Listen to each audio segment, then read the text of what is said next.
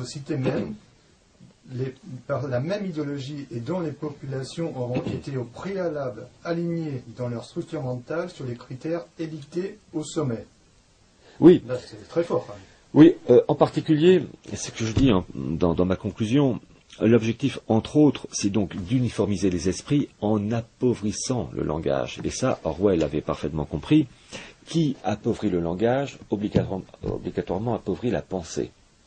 Un langage pauvre, vous avez une pensée pauvre. Et quand vous avez une pensée pauvre, vous êtes malléable plus facilement. C'est logique. Quand on veut détruire, il faut toujours penser qu'est-ce qu'il faut faire exactement pour rendre l'homme esclave.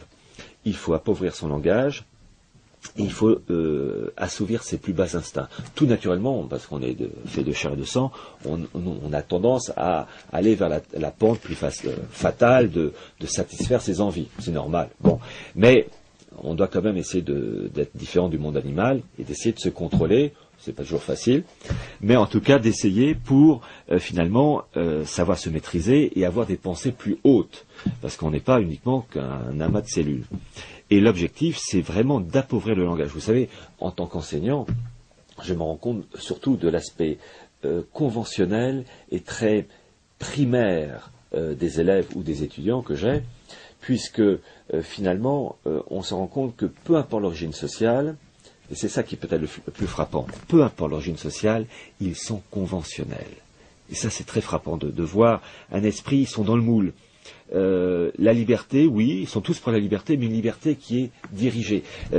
C'est frappant, parce que voyez-vous, je pense à un Anglais qui s'appelle, un cinéaste anglais qui s'appelle Patrick McGowan, qui a tourné dans les années 60, en 76-68, un feuilleton anglais qui s'appelle Le Prisonnier, qui est en 17 épisodes, je crois, qui est absolument extraordinaire, qui raconte l'histoire d'un espion qui se rebelle contre l'autorité. On ne connaît pas la raison de sa rébellion, mais le résultat, c'est qu'il se fait endormir à son insu, et quand il se réveille, il se réveille dans le village, the village, au bord de la mer, un cadre idyllique, propre, hygiénique, où tout le monde est heureux.